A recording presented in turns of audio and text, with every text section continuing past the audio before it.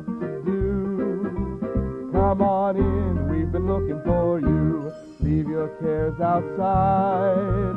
We're all anxious to meet you.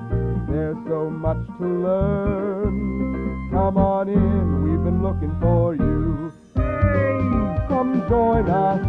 We're gonna have some fun. Hey, come join us on the Rick and Rudy Show. The Rick and Rudy Show.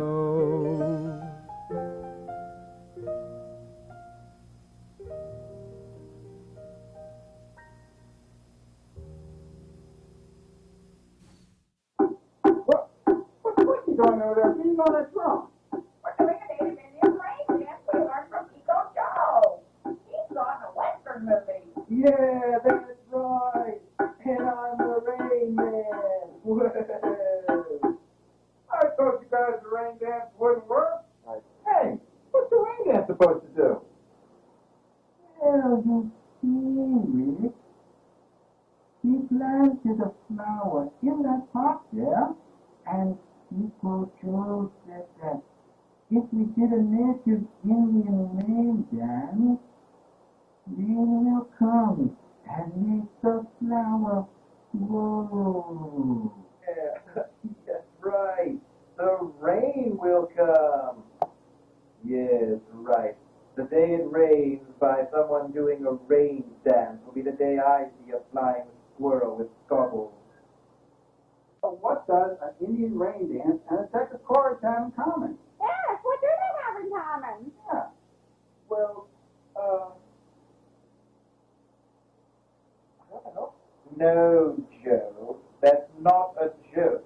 He's asking, why are you holding a deck of cards? Well, in the movie Rain Man, Raymond had cards, so I thought that these might help. Make it rain. Man? Boy, another 60s flashback. Well, gang, the Indians do believe that the spirits will honor them if the Indians do a ceremonial rain dance. See? I knew that Pico Joe knew what he was talking about. Let me ask you something, guys. Do you actually think that everything you see on TV or in the movies is actually true? Definitely. Sure, dude. Well... Oh, I don't believe everything is true. In the movies, Indians were portrayed as savage beasts. That's right, Annie. But can you imagine driving down the street one day and you see a house off in the distance that you really like, and you just kind of move on in, you put your name on the mailbox, and kick the people right out of the house? Hey, Rick, isn't that, like, illegal? Gee, that's not fair. No, you're right, Rudy. But before we go on any further about some other stories about some Indians, we're going to turn it over to Mr. Moose, and he's going to explain to everybody what they're going to see in the show today. Young correspondent in the field will be with an authentic Indian tribe at a real powwow. Slinky will be reading an Indian folk story. Henny will explain how it really does rain, and get your oatmeal boxes ready. We're going to show you how to make your very own Indian drum. I guess to make it rain. So let's go now to our correspondent in the field. Hi, my name is Desiree Zaza, and we are here today in Sharptown, New Jersey, at the 14th annual Nanakoke Lanai Lenape Powwow. You are going to see various dances performed by many Indian nations. So, take it away, Cedar Tree drummers.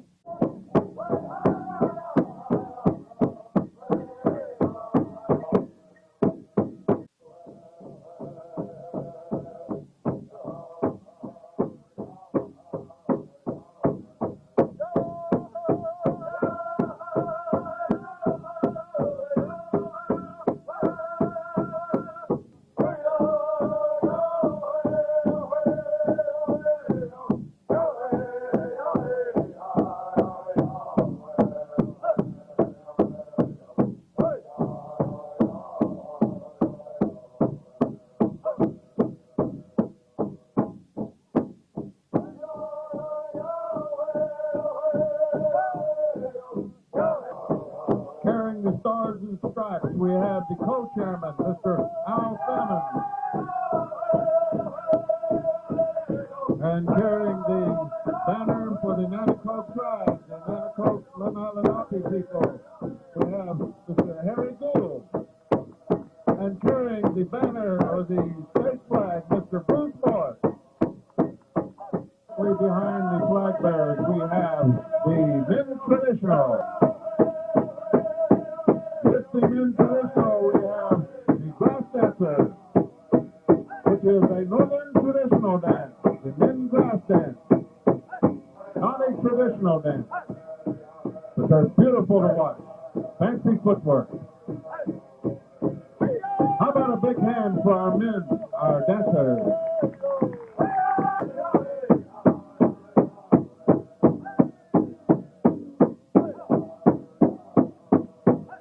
And behind them we have our young traditional cloth dancers. And we must never forget our young.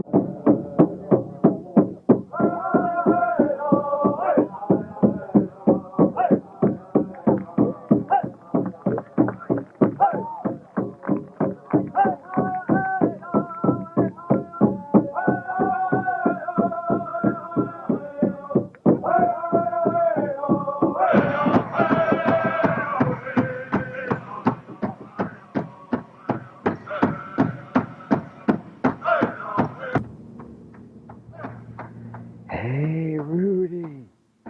That guy's making me dizzy. Michael Rose doing the hoop dance, the Cherokee version.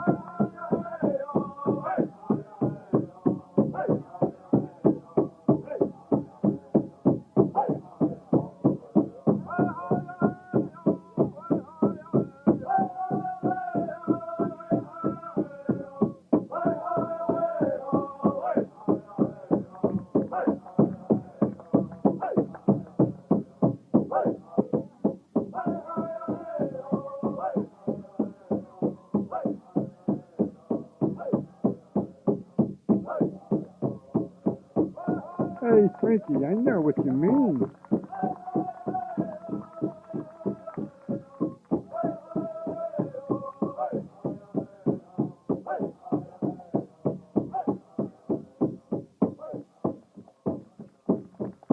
Hey, Rick, looks like you can fly.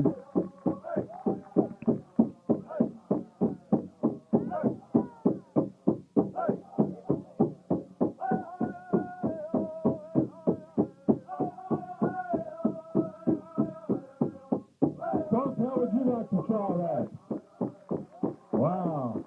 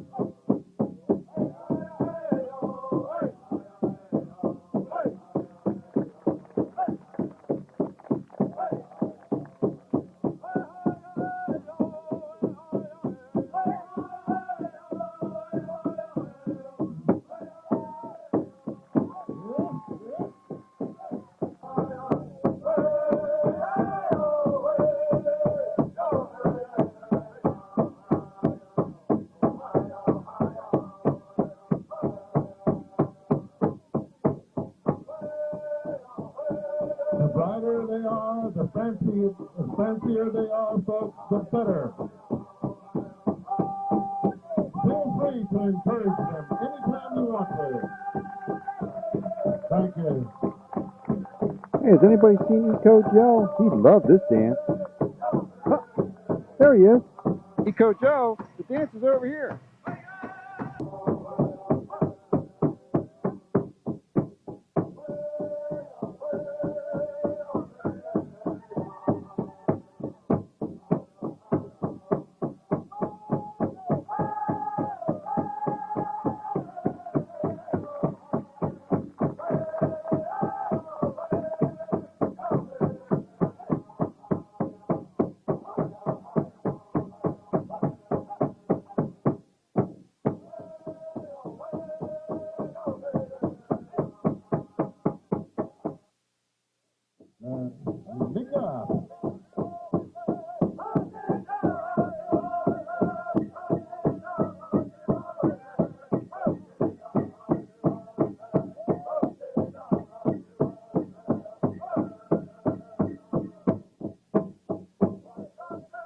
Hey, Rudy, I hope they're not looking for Henny.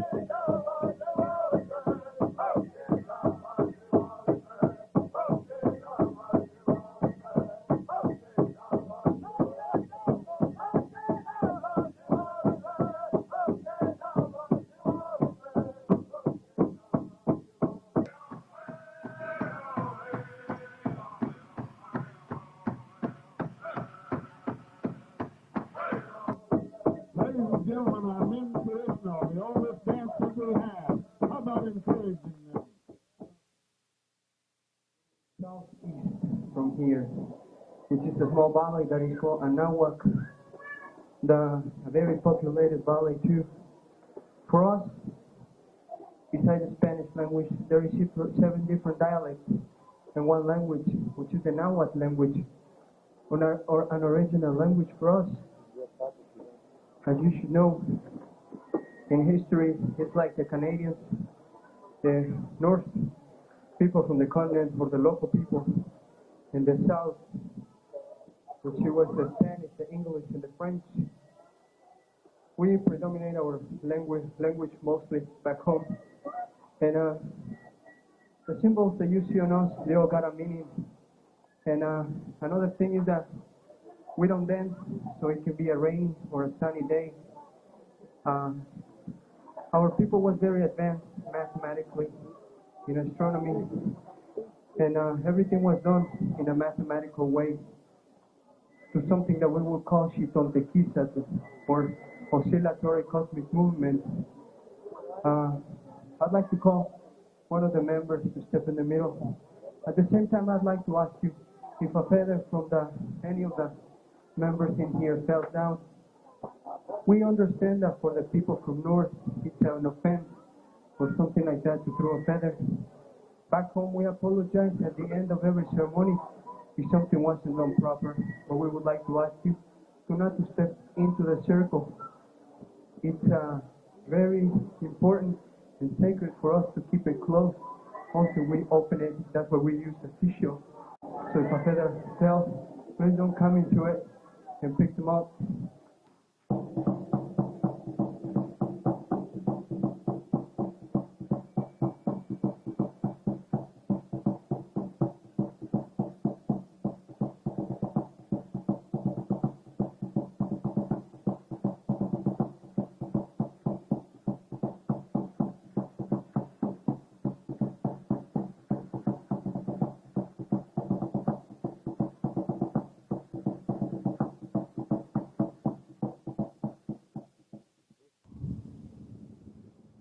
Waco, I sure hope they don't use my feathers.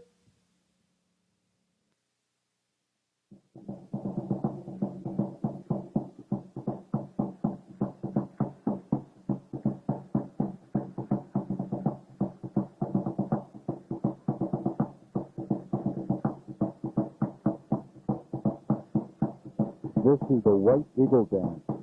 When a warrior dies, eagle comes down and takes the spirit to the cosmos.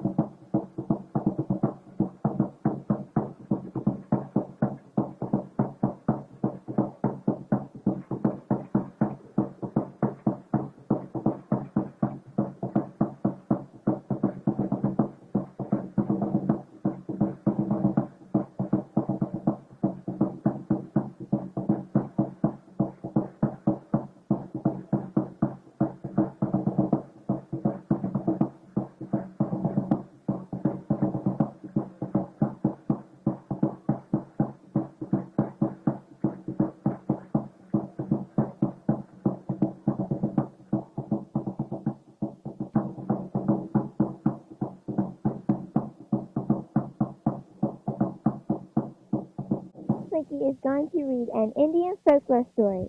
This is Desiree Zager, your reporter in the field. It's a story of the Raven's Reward.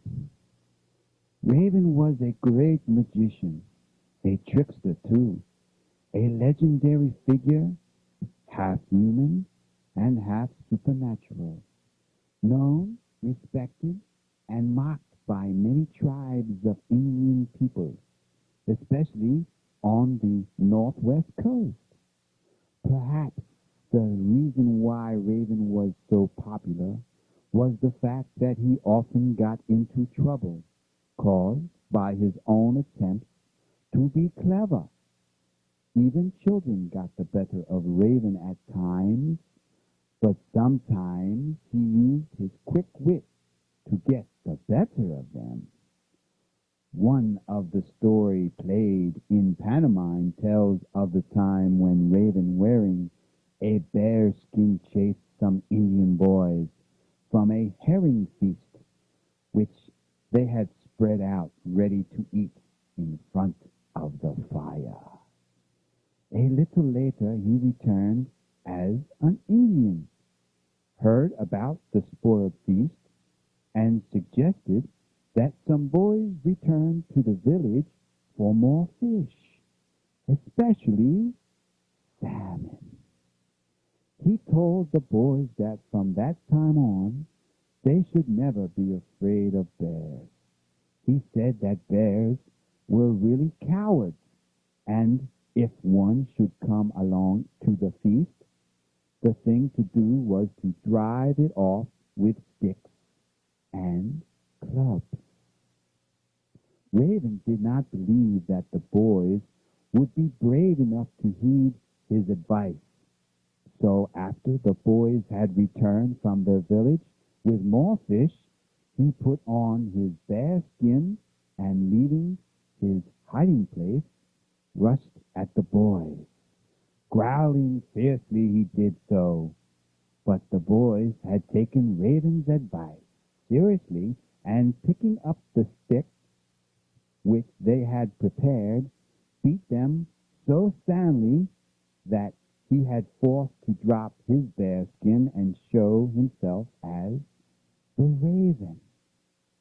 To his surprise, or perhaps he had guessed it in advance, the boys were so grateful to the magician for having taught them to be brave that they invited him to the feast. As the guest of honor, Raven stuffed himself with fish, especially salmon.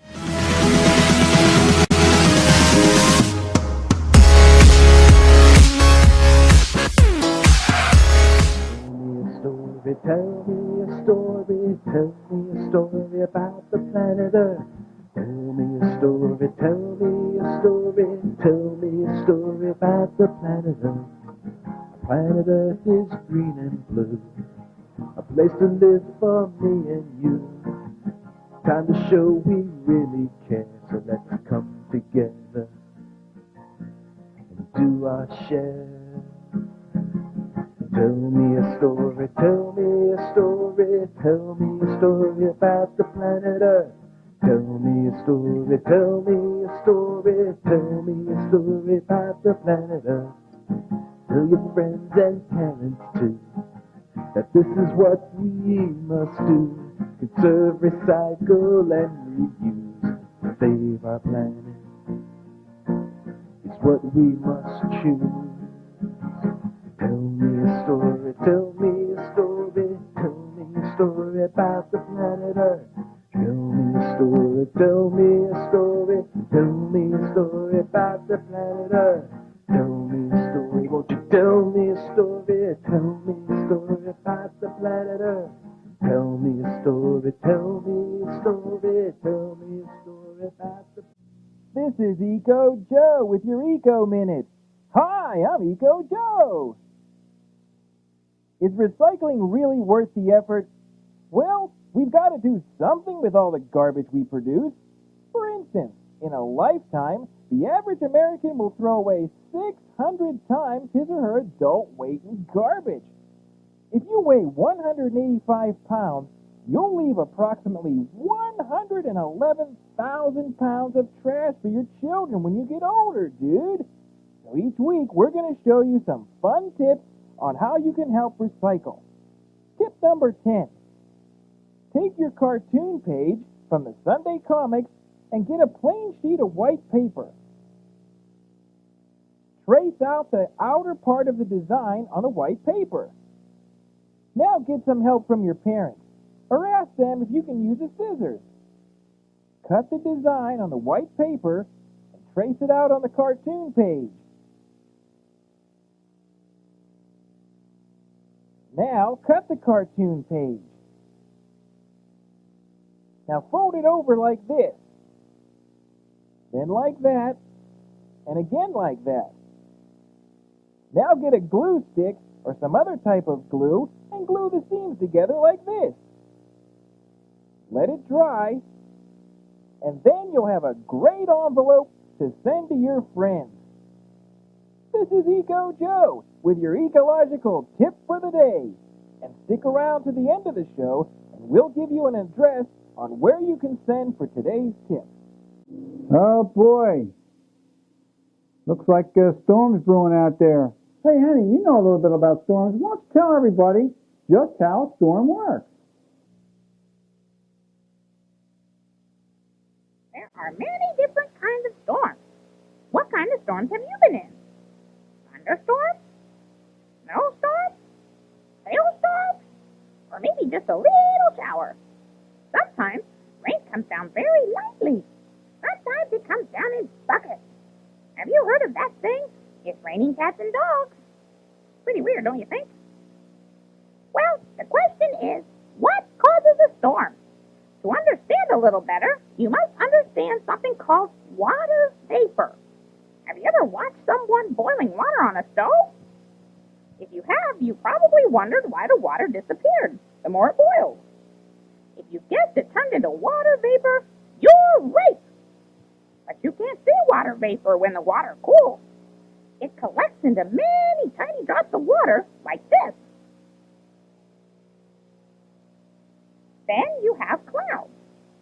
Big ones, small ones, funny-shaped ones, and even ones that look like people. Why, one time I remember, about, 20 or 30 years ago.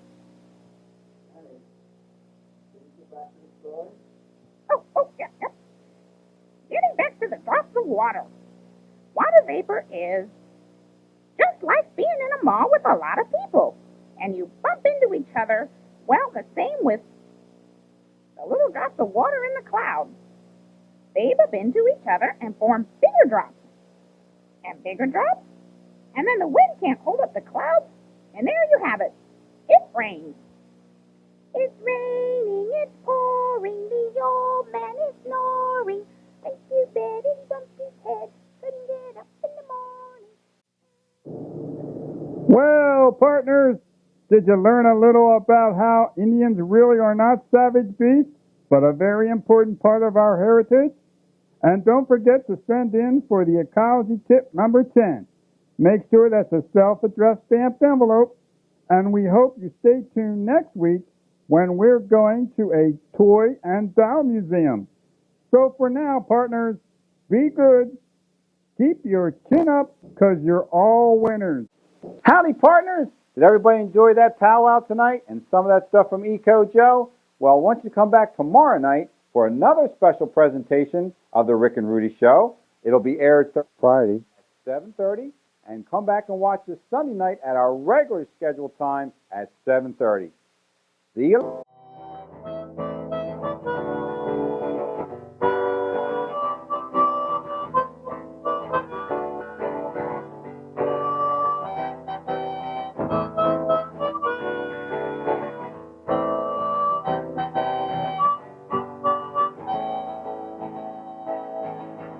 Now another day is done. Hope you all have fun. Won't you come back, everyone, to the Rick and Rudy Show? the Rick and Rudy Show. To the Rick and Rudy Show.